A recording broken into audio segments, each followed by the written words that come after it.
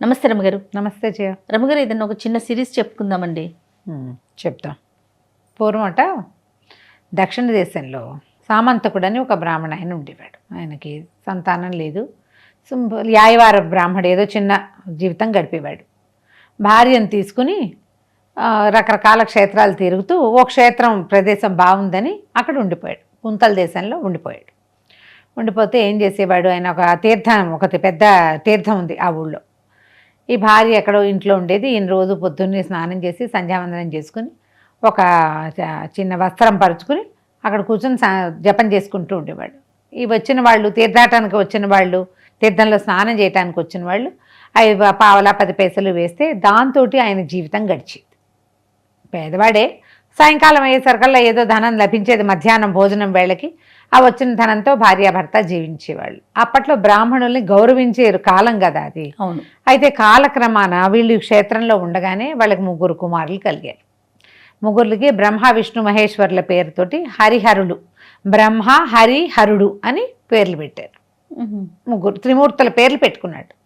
హాయిగా ఉండేవారు. అయితే ఈ పిల్లలు, ఈయన సంధ్యావందనం చేసుకునేవాడు తప్ప పిల్లలకి ఏమన్నా చదువు చెప్దాము అలాంటివి ఆయనకి లేవు. వాళ్ళు కూడా తీర్థంలో స్నానం చేసి అక్కడ దొరికే డబ్బుల కోసం ఆటలాడుకుంటూ ఉండేవాళ్ళు. కానీ వాళ్ళు ఏం చదువుకోవాలి. ఈయన సామంతకుడు చదువుకున్నాడు, పిల్లలకి చదువు లేదు. వీళ్ళకి 10 సంవత్సరాల వయసు వచ్చాక ఇంచుమించుగా ఆయన ఒకనాడు ఈ స్నానం చేసి వస్తూ కాలు జారిపడి అందులో పడిపోయి మరణించాడు. అయ్యో ఊరి వారంతా జాలిపడ్డారు. ఆయన ఏదో దారి చేశారు. కొన్నాళ్ళకి ఆయన భార్య కూడా ఈ భర్త లేడన్న దిగులతో మరణించింది. కుమారులు కొంచెం 14-16 సంవత్సరాలు వాళ్ళు అయ్యారు. తల్లి కాస్త పోయింది. ఎట్లాగో ఊరు వాళ్ళ సహాయంతో 5-10 పావలాతోటి జీవితాలు గడిచినాయి. రూపురేఖలు బాగుండేవి. వీళ్ళే చక్కగా పొద్దున్నే స్నానం చేసి విభూది పిండికట్లు పెట్టుకోవడం ప్రాక్టీస్ ఉంది. చూడంగానే లక్షణంగా కనపడేవారు. కానీ పొట్టకొస్తే అక్షరం ముక్కలు లేవు. ఇట్లా ఈ ఊళ్ళో ఉండగా ఊళ్ళో వాళ్ళు ముందంతా బాగా చూసుకునేవాళ్ళు. క్రమంగా ఏమనిపించింది, ఏమిటి వీళ్ళు బ్రాహ్మలు, చదువు సంధ్య లేదు, ఏ పౌరోహిత్యమో వీడు చేసుకుంటే వాడికి మనం సహాయం చేయొచ్చు. వాడు తిని కూర్చుంటానంటే ఊరు వాళ్ళు ఎట్లా సహాయం చేస్తారు? అంతేగా. బ్రాహ్మడు అన్నవాడు పౌరోహిత్యం చేసుకోవాలి, ఏదో యజ్ఞం అది ఏదో చేయాలి, పూజా విధానాలు చేయొచ్చు, దేవాలయంలో ఓ పని చేయొచ్చు. ఏమీ లేదు. వీళ్ళకి జూదం అడ్డం అలవాటైంది. 3 ఉండేవాళ్ళు కదా, కలిసి కూర్చుని ఆడుకునేవాళ్ళు. ఊరిని 3 ఉంటే అదే కదా, కంపెనీకి వేరే వాడు అక్కల వాళ్ళే ఆడుకుంటూ ఉండేవాళ్ళు. క్రమంగా బాగా పైపందాలతోటి ఆడడము, అందరితో కలిసి ఆడడము అలవాటైంది. ఇది ప్రజలు ఇచ్చిన బియ్యము వాటిని కూడా వాళ్ళు జూదంలో వెచ్చించేవాళ్ళు.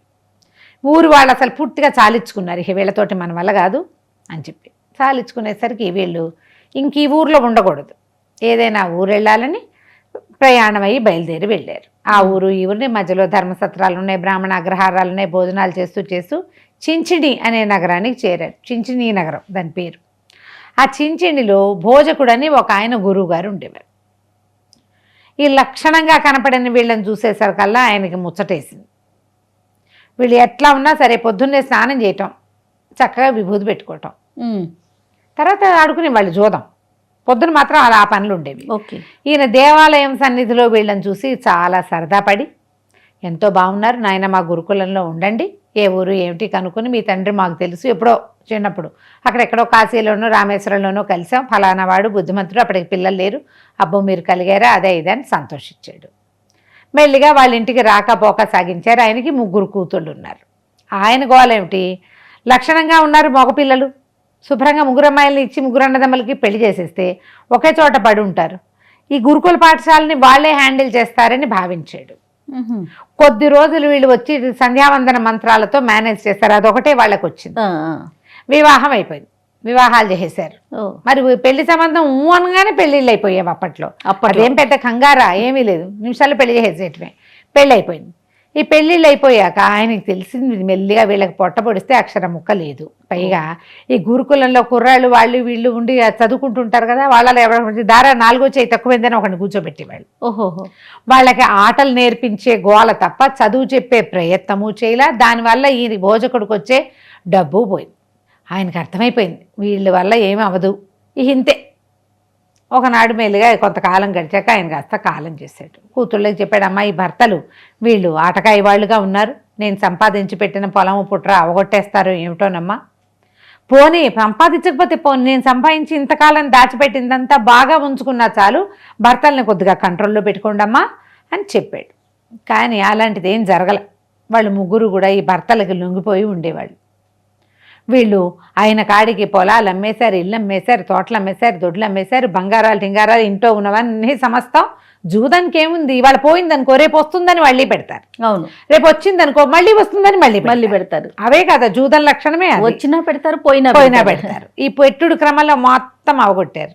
ఈ అమ్మాయిల్లో మధ్యలో అమ్మాయికి గర్భవతి అయింది. ఓహో, రెండో అమ్మాయి గర్భవతి అయింది. సరే ఏదో సంతానం కలుగుతుందని ఒకంత సంతోషంగా ఉండేవాళ్ళు. ఆ అమ్మాయికి అమిత లక్ష్మీదేవి పూజ ఉండేది. ఎప్పుడూ లక్ష్మీ పూజ చేసుకునేది. అయితే ఏమైంది, ఈ పిల్లవాడు కలుగుతూ ఉండగానో కలక్క ముందేనో ఈ తండ్రులు ముగ్గురు, ఇక వీళ్ళ దగ్గర ఇంక ఇళ్ళు లేవు, వాకేళ్ళు లేవు, అన్నీ అయిపోయినాయి ఆడవాళ్ళ దగ్గర. ఈ ఆడపిల్లల పోషణ భారం మన మీద పడుతుంది, రేపొద్దున పిల్లాడు పడితే వాడి పోషణ కూడా మన మీదే పడుతుంది, కాబట్టి వదిలేసిపోతే ఈ ఊళ్ళో వాళ్ళే వీళ్ళని చూసుకుంటారని చల్లగా వాళ్ళ ముగ్గురు సర్దుకుని ఎటో వెళ్ళిపోయారు. ఓన్లీ ఈ అమ్మాయి కనలేదు, ఇంకా నిండు నెలలతో ఉంది. మగవాళ్ళు ముగ్గురు జారుకున్నారు. అయిపోయింది, వీళ్ళ దగ్గర డబ్బులు లేవు ఇంకా. సరే ఏమైంది, కొన్నాళ్ళకి ఆ మధ్య అమ్మాయికి ఓ కుమారుడు కలిగాడు. మొదట్లో కొద్ది రోజులు చుట్టుపక్కల వాళ్ళు, మరి వీళ్ళ నాన్నగారు చాలా గొప్ప పేరున్నవాడు కదా, పూర్వ విద్యార్థుల సహాయంతో కథ నడిచింది. తలదాచుకునేందుకు ఒక ఇల్లు ఉంది తప్పిస్తే ఇంకా ఏమీ లేదు. పురుడు వెళ్ళిన దగ్గర నుంచి అమ్మాయి మళ్ళీ రోజు లక్ష్మీ పూజ చేసుకునేది. అయితే పూజ చేయగా చేయగా ఒకనాటి గురువారం నాటి రాత్రి అమ్మవారు లక్ష్మీదేవి కల్లో కనపడి అమ్మాయికి, అమ్మాయి నువ్వు ఇంతకాలం పూజించావు, నిన్ను నేను కరుణిస్తున్నాను, రేపు ఉదయం నుంచి నీ కుమారుడు నెత్తి మీద మణుగు బంగారం దొరుకుతుంది, దాంతో జీవించండి అని చెప్పింది. పొద్దున్నే తెల్లవారుజామునే లేచి అక్కయ్యలిద్దరు ముగ్గేయటానికి లేచిన అక్కయ్యకి చెప్పింది, నాకు ఇట్లా కలొచ్చింది, లక్ష్మీదేవి దగదగాయమానంగా కనపడింది, పిల్లవాడి నెత్తి మీద బంగారం వస్తుందట అనేసరికల్లా వాళ్ళ అక్కయింది, కళ్ళు నిజం అవుతాయిటే అమ్మా, మనం ఆస్తంతా పోగొట్టుకున్నామని దిగులతోటి నువ్వు అదే ధ్యాస మీద ఉంటే నీకు అమ్మవారట వరమిస్తే బాగుంటుందని ఆలోచిస్తున్నావు, అందుకని వచ్చింది, తెల్లారిని చూద్దాం అనుకున్నారు. తెల్లారేసరికల్లా ఏడాది నిండని చంటివాడి నెత్తి మీద తల మీద గుమ్మడికాయలాగా అంత బంగారపు ముద్ద కనపడింది. తెల్లబోయారు వీళ్ళు, ఇదేమిట్రా అని నెత్తి మీద నుంచి తీశారు. పిల్లాడు మామూలుగానే ఉన్నాడు. చూస్తే ప్యూర్ గోల్డ్. చకచక ఇంట్లోకి కావాల్సిన వస్తువులు తెప్పించుకున్నారు, పిల్లవాడికి బట్టలు పాతలు ఏర్పరచుకున్నారు. రోజు బంగారం పుట్టింది వాడి నెత్తి మీద. పుట్టితే వీళ్ళు ఏం చేశారు, భర్తలు లేరు, ముగ్గురు ఆడవాళ్ళే ఉన్నారుగా, ఇవాళ మా తండ్రి సంపాదించి పెట్టినవన్నీ అమ్మేశారు కదా వీళ్ళు ముగ్గురు మగవాళ్ళు. ఒకటి ఒకటి ఒకటి చొప్పున అన్నీ అమ్మేసిన పొలాలు తెప్పించుకున్నారు, అమ్మేసిన ఇళ్ళు తెప్పించుకున్నారు. వెనక్కి మరి ఇది వచ్చిందిగా, రోజు ఇంతంత ముద్ద వస్తుంది బంగారం, చక్కగా కరిగించి కాసులు పోయించారు వాటిని. అదే పుత్రక ధనం పేరుతోటి, పుత్రక వరహాల పేరుతోటి ఆ వరహాలు చెలామణిలోకి వచ్చినాయి ఆ ఊళ్ళో. క్రమంగా ఆ ఊళ్ళో చించిని నగరంలో సగానికి పైగా వీళ్ళ సొంతమైనవి. ముగ్గురు ఆడవాళ్ళు చక్కగా మేనేజ్ చేసుకున్నారు. ఈ పిల్లాడు పుత్రకుడు, పిల్లవాడు బాబు అనమాట, పుత్రకుడు అని పిలిచేవారు. ఆ పుత్రకుడి పేరుతోటి ఆ ముద్రలు చెలామణి అయ్యేవి. అబ్బా, లక్ష్మీదేవి బొమ్మ ఉండేది ఒకవైపు, రెండో వైపు నాణ్యం తాలూకు ఇది, దాన్ని అది ఎంత బరువు ఉందో ఆ బరువు దాని ముద్ర వేసి ఉండేది. చిన్న కాసు, పెద్ద కాసు, 3 సైజుల్లో కాసులు పోయించి ఆ కాసుల్ని చెలామణిలో పెట్టుకున్నారు. రోజులు గడిచినాయి. మరి రోజు వస్తుందిగా పిల్లాడు పెద్దగా అయ్యాడు. అయిన తర్వాత ఏమన్నాడు, మనం మన ఆడవాళ్ళే ఎందుకున్నారు, మన ఇంట్లో మగవాళ్ళు ఎందుకు లేరు అని ప్రశ్నించాడు. అప్పుడు ఈ తల్లులు ఏం చెప్పారంటే, ఇట్లా మీ నాన్నలు ముగ్గురు వాళ్ళేమో ఈ రకంగా అయ్యారు అనేసరికల్లా సరే అతను ఏమన్నాడు, తల్లుల్ని మీ భర్తలవి ముఖ కవళికలు చెప్పండి, పటాలు గీయించి ధర్మసత్రాల్లో ఎక్కడైనా పెట్టిద్దామన్నాడు. క్రమంగా ఈ రోజువారీ డబ్బుతోటి ఆ ఊళ్ళో ఎన్నో ధర్మసత్రాలు వెలిసినాయి. ఆ ఊరు నుంచి బయట ఊళ్ళకి వెళ్ళే దారులన్నిట్లలోనూ ధర్మసత్రాలు ఉండేవి. ఆ ఊళ్ళోకి అన్ని వైపుల నుంచి లోపలికి వచ్చే చోట్ల సత్రాలు ఉండేవి. ఇతని పేరుతోటి, పుత్రకుడి పేరుతోటి బయటికి వెళ్ళేందుకు సత్రాలు ఉండేవి అన్ని చోట్ల. మరి డబ్బులు బాగా తొదికంగా ప్రతిరోజు బంగారం కదా, ఇట్లా ఏర్పరచుకున్నారు. అయితే ఈ తల్లులతోటి చెప్పాడు, ఫోటోలు ఇచ్చి పెట్టుకుందాము, ఈ సత్రాల్లో పెడితే ఎక్కడైనా దొరుకుతారేమో అంటే సరేనన్నారు. ముగ్గురివి వీళ్ళు ముఖ కవళికలు చెప్పినట్టుగా చిత్రాలు గీయించి 4-5 నకళ్ళు తీసి అన్ని దారుల్లోనూ ఆ ధర్మసత్రాల్లో ఆ పటం పెట్టించాడు. పటాలు ఎప్పటికో కొంతకాలానికి పిల్లవాడు బాగా వ్యక్తుడయ్యి 25 సంవత్సరాలు 20 ఏళ్ళు వచ్చాక అప్పుడు ఈ ముగ్గురు అన్నదమ్ములు అక్కడికి వచ్చారు. ఓహో. వచ్చి తమ పటాలు తమే నిలబడి చూస్తున్నారు. ఇప్పుడు అంటే మరి పెరిగే సంవత్సరాలు గడిచినాయి కదా, వీళ్ళేమో యంగ్గా ఉన్నప్పటి ఫోటోలు అవి. ఇప్పుడు గడ్డాలు అవి పెరిగి మాసిపోయి సంరక్షణ లేకుండా ఉన్నారు. వాళ్ళ ఫోటోలు వాళ్ళే చూసుకుంటున్నారు. చూసుకుంటుంటే భటులు ఎవరో అడిగారు, ఏమిటంటే చూస్తున్నారు వీళ్ళు మీకు తెలుసా అంటే, మేమేనాయనా ఇది మా చిన్నప్పటి పటాలు అనేసరికి వాడు బాగా తెరిపిగా ఆనవాళ్ళు బట్టి కొద్దిగా అట్టాగే కనపడుతోంది. పుత్రక మహారాజు తాలూకు తండ్రులు వీళ్ళు, పదండి అని వీళ్ళ మహారాజు అయిపోయాడు వాడు. మరి ఆ ఊరంతా వాడిదే కదా. తీసుకుపోయి అక్కడ అప్పచెప్పారు. అప్పచెప్తే వీడి తండ్రులకి క్షవరాలు చేయించి అన్నీ చేయించి చక్కగా తయారు చేసి తల్లులకి సమర్పించాడు. బాగానే ఉంది. వీళ్ళు రోజు జూదం ఆడేవాళ్ళు. ఇప్పుడు ఏముంది, కొడుకు దగ్గర నుంచి రోజు డబ్బు వస్తుంది, జూదాలు ఆడేవాళ్ళు ఇంకా కూడా. ఆడేస్తుంటే వీడు జూదం ఆడద్దని కొంచెం గట్టిగా చెప్పాడు తండ్రులకి, జూదం ఆడద్దు అంటే వాళ్ళకి నచ్చల.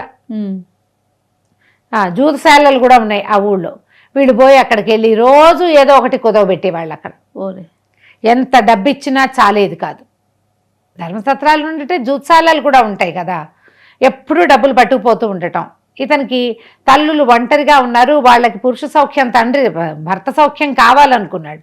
తీసుకొచ్చి నెత్తి మీద పెట్టుకుంటే వీళ్ళేమిటి రోజు రోజు ఇదే గోల. ఒకనాడు బోధించాడు, మీరు గనక మాట వినకపోతే ఈ ఊళ్ళో జూతశాల అనేది లేకుండా చేస్తానన్నాడు. అనేసరికల్లా సరే మేము మానేస్తామన్నారు. కుర్రాడు అవతలకి వెళ్ళిపోయాక వీళ్ళు ముగ్గురు తీరిపోటాడుకున్నారు. పెద్దవాడు ఆఖరివాడు తెగ తిట్టిపోశారు. మధ్యలో వాడికి సొంత కొడుకు పుత్రకుడు, వాడు కొద్దిగా తగ్గిపోయాడు. మన మంచికే చెప్తున్నాడు, మనం ఈ జూదాల వల్లే కదా భార్యా సౌఖ్యాలు లేకుండా ఇన్నేళ్ళు పడి చచ్చాము, ఊళ్ళో వెంబడి తిరిగాము, తిండి తిప్పలు లేకుండా పిచ్చిగుడ్డలు కట్టుకుంటూ ఇప్పుడు హాయిగా ఉన్నాం. ఓకే, బాగా సంపాదిస్తున్నాడు పిల్లవాడు, వాళ్ళు వ్యాపారాల్లో పెట్టి ఉంచాడు అంతా డబ్బు. సుఖంగా తిని కూర్చుని ఉండొచ్చు కదా, రూపాయి పెట్టకుండా జూదం ఆడదామన్నాడు. వీళ్ళకి నచ్చల. మధ్యలో అసలు మజా ఎట్లా వస్తుంది, డబ్బులు లేకుండా జూదం ఆడితే, ఒట్టి పేకాడితే సరదా రాదు, డబ్బు ఉంటేనే సరదా వస్తుంది. వీళ్ళిద్దరూ ఇక వీడికి నచ్చట్లేదని తెలిసింది. కానీ వాడు కూడా పాప మధ్యలో వాడు ఏమనుకున్నాడు, హరుడు ఎలాగో వీళ్ళని ఇట్లా చేస్తే ఎట్లా అన్నదమ్ములని వాళ్ళతో కలిసి బయటికి వెళ్ళాడు. వెళ్ళాక 2 రోజుల తర్వాత పిన్నాన్న పెదనాన్న ఇద్దరు వచ్చి కుమారుడి దగ్గర కూర్చున్నారు. అబ్బాయి, మన ఊరికి ఉత్తరంగా చండికాలయం ఉంది కదా, ఊరికి ఉత్తరంగా బయటకు వెళ్ళిపోవాలి, దండకారణ్యం ఉంది. చండికాలయంలో మేము ఈ ఊరు వదిలి వెళ్ళేటప్పుడు మా ముగ్గురులో ఎవరికైనా కుమారుడు కలిగితే కాళికాదేవికి జుట్టిస్తామని మొక్కుకున్నాం. ఓహో, అక్కడ కాళికెట్ట జుట్టు, చండిక జుట్టు విరబోసుకొని ఉంటుంది, ఆమెకి జుట్టు అంటే ప్రీతి. కాబట్టి నువ్వు వెళ్ళి ఆ చండికాలయానికి వెళ్ళి జుట్టిచ్చి రావాలరా నాయన అని చెప్పారు. మేము జూదం మానేస్తామని మాటిచ్చారు. తండ్రులు అంత మాట వింటున్నారు, మరి వాళ్ళ మొక్కు తీర్చొద్దు, లేక ఒక మొక్కు అనుకుంటే సరే నేను వెళ్తానన్నాడు. బయలుదేరి వెళ్ళాడు. ఈ వెళ్ళాక ఈ పుత్రకుడి సంగతి ఏమైందో మనం వచ్చే భాగంలో తెలుసుకుందాం. తప్పకుండా రమ్మగారు. నమస్తే. నమస్తే. And for more videos, please subscribe to iDream. Please subscribe to iDream. Please subscribe iDream. And please subscribe to iDream. For more videos, subscribe to iDream. please like, share and subscribe to the channel. Congratulations, iDream. Subscribe to iDream. Subscribe to iDream. So subscribe to iDream Media. iDream ki iDream team andarki huge congratulations. Please subscribe iDream Media. Please subscribe to iDream. Subscribe iDream. Please subscribe to iDream. iDream అంటే నా కళల channel subscribe చేసుకున్న నోరు తిరుగుతలేదు, మీరైతే గంట గుర్తు కొట్టండి. For more such videos, please subscribe to iDream. Subscribe to iDream. Please subscribe to iDream. Please subscribe iDream Media. Please do subscribe to iDream. Please subscribe to iDream Media. For best entertainment and information, please subscribe iDream. And don't forget to subscribe to iDream.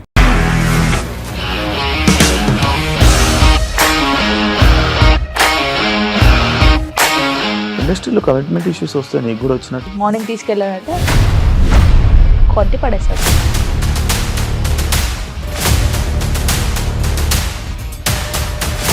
ఒక్కళ్ళు కూడా చూడలేదు ఈ cinema అని చెప్పడానికి కూడా చాలా ధైర్యం కావాలి. అది నిజం కదా, దాంట్లో ధైర్యం ఏంటి? ఇది నెక్స్ట్ డే ప్లేట్ మార్చేస్తే తప్పు కదా. As of now we are comfortable this అని నేను అనుకుంటున్నాను. రష్మిక గారిది మీది ఒకే ఊరు అంట కదా. నీకు కోపం వచ్చిందంటే బాగా తిట్టేత్తరా? తిట్టేద్దామండి. నిజంగా గేమ్ ని ఎలా చేంజ్ చేయగలిగారు? ఏపీఎస్ఎఫ్సి వాళ్ళకి 6 నెలల్లో నేను 6 లక్షలు కట్టా. బిజినెస్ చేయాలనుకుంటే it is as difficult as riding a tiger.